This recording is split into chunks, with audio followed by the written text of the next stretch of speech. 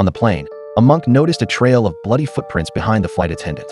He had a bad feeling and quickly closed his eyes and prayed, hoping the plane would land safely.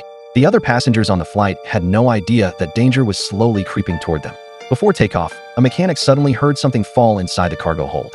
He quickly opened the cargo door and found what looked like a broken part on the floor, but he didn't notice the strange shadow that passed behind him. Before he could even notify the crew, the plane took off and got trapped. Meanwhile, the flight attendants were preparing meals for the passengers. But suddenly, one flight attendant felt something behind her. She slowly turned her head and saw the eerie shadow. But strangely, none of her colleagues saw anything. She thought it was just her imagination and calmed herself down before heading back to the cabin. But the monk, who had a spiritual sense, saw a trail of bloodstained footprints behind her. At that moment, the plane hit a turbulent air pocket. From there, strange events started happening one after another.